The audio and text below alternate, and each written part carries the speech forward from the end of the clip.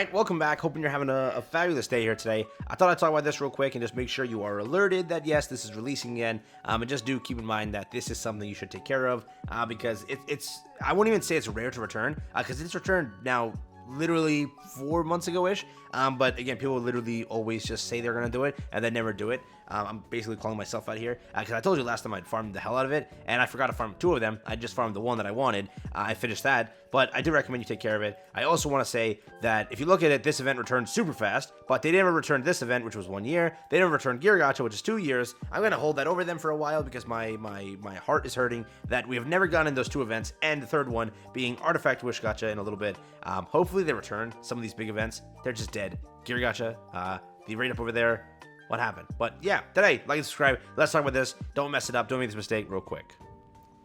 So first thing, head over here. Check out the Creature's Nest. Over here on JP, it is officially on rate up everything, not just the drops, but there is everything on rate up. First off, if you don't know what this event means, it's basically these over here. The guaranteed reward on the final stage is doubled, which is massive. It's freaking good. It is very, very powerful of a buff in this game because it's kind of hell to take care of everything normally and just farm this. It takes you 15 runs basically to do this, which is hell. This cuts it down to basically 7.5, which overall, if you think about that, it's pretty freaking good, correct? So you make 8 runs, and then over the course of more and more runs, technically you will get an extra one built just like that, which is again very, very good for it, right? So depending on what you need the relic for, you have to take care of it and do it. But this time, this event has been buffed in a different way, and they actually did something that the community asked, because this has been a kind of long problem because people have been trying to farm these cards over here. They put a rate up on them so that you actually have a better chance to obtain them. They are on also double drops, so just realize now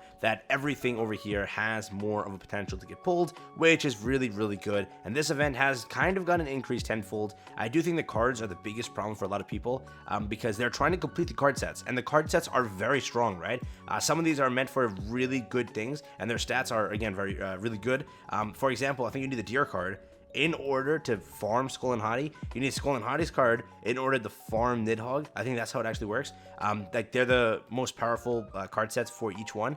So keep in mind that the card sets need to get acquired. They need to. At the end of the day, if you don't have the cards, you have to farm this. Like, genuinely speaking, it's not that the cards are just fodder and there's no point to them. There is. And sometimes when you're not running a specific set and you just want pure stats, these are the strongest cards. They're all UR cards, which there's not that many UR cards in the game. So again, realize that you actually have to farm them, which it took me forever on the last drops. Basically, that's when I got it because I was actually farming Skull and Hottie. I got both cards finally officially. On my account, I'm still lacking the this dog over here, which freaking sucks. On my account, I'm missing one more. I don't know which one it is, but Jazzy officially has all of them because I've grinded almost all of his relics.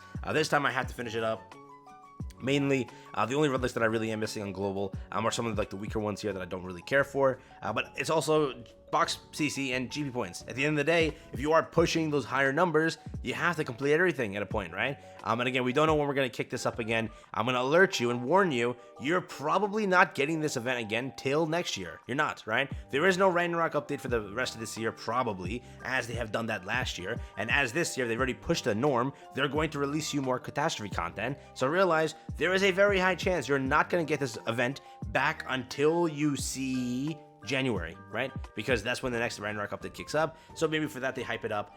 But remember, it's been a while since we last had it before Magilda. Before Magilda, it was like months and months and months. I think it was like Freyr's time. So from all the way recently, like 3 months ago, until July, basically. That's when it was, right? Or June, sorry. But again, it's been a while, so just keep it in mind that that is the case.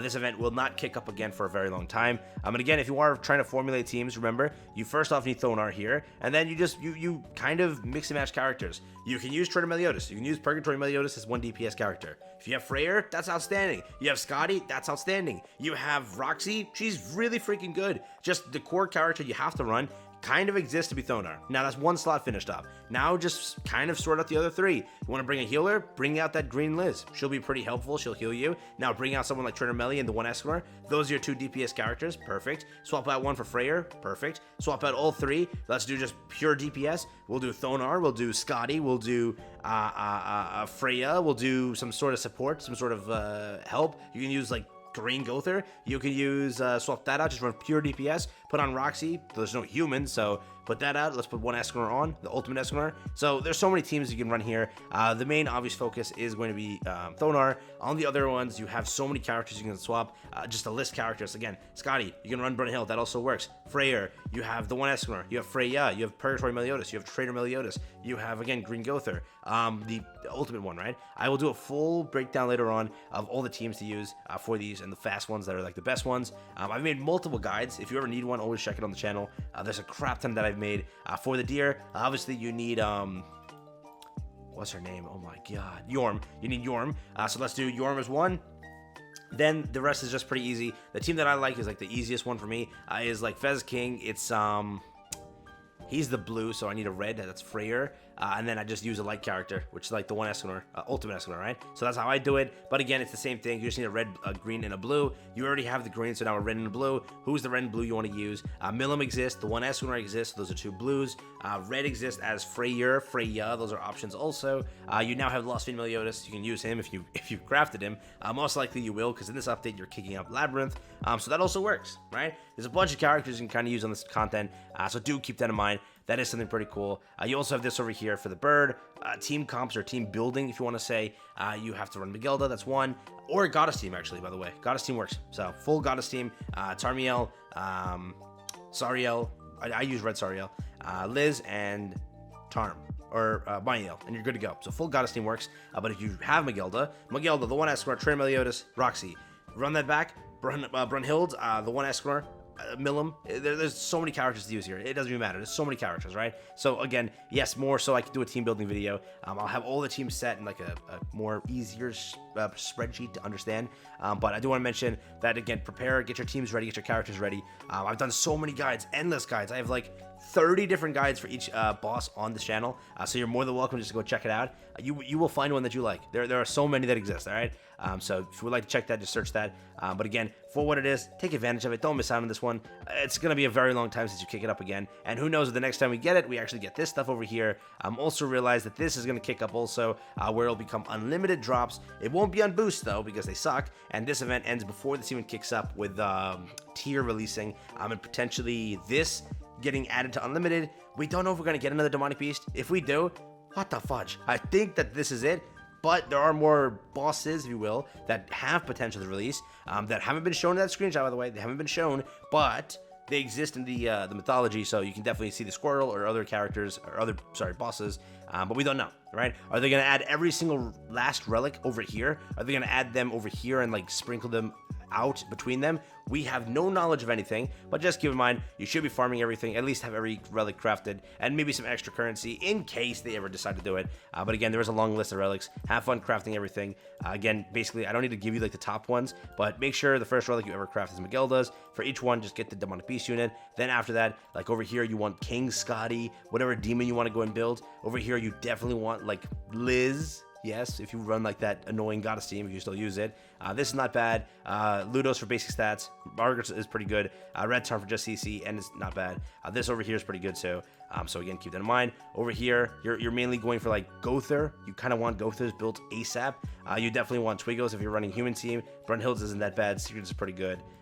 You do have Roxy if you run Roxy, I guess. This Merlin's is not bad. This is okay. Not really. Don't use that anymore.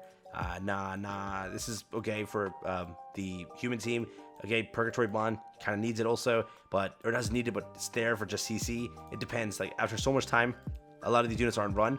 This over here for CC for your Rag Bond. But again, it's simple. You kind of know what to do here. Just don't miss out on this event. Take care of it. Just want to give you a little bit of tips, some stuff to prepare, and that's really it. So, hey, thanks for watching. Catch you in the next one. Have fun, stay safe, peace out, enjoy. But it for me, just a quick little video to talk about that.